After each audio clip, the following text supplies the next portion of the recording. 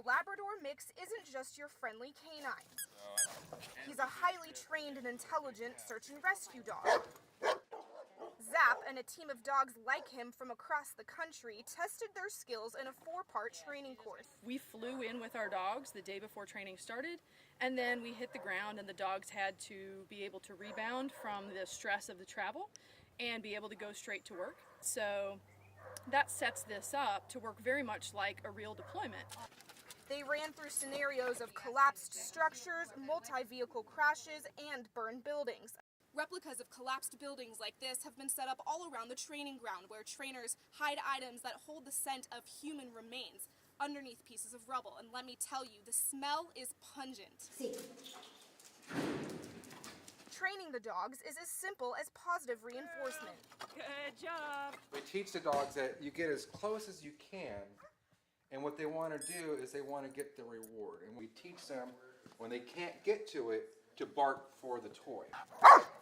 K-9 search specialist Eric Darling says they prepare the dogs for any worst-case scenario.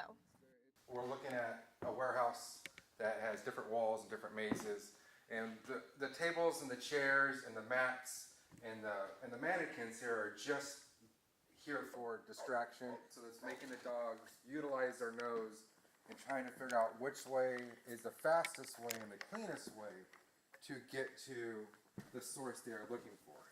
These skills were put to the test when Darling and his pup responded to one of the biggest disasters of the year. My K-9 partner Wyatt and I got called to the Amtrak 188 derailment in Philadelphia earlier this year. After initial crews searched for live victims, cadaver canines are brought in to find those less fortunate. Wyatt alerted on one spot where a person was buried very deep underground.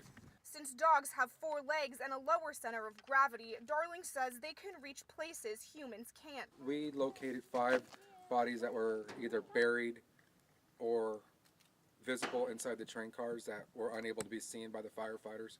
Though a tragic loss, Darling says the search was successful because of Wyatt's expert training. More heartfelt when I saw my dog bring closure for the families, because it really is a warm feeling that I'm able to help that family out. It's a real way of giving back to our country, giving back to our community.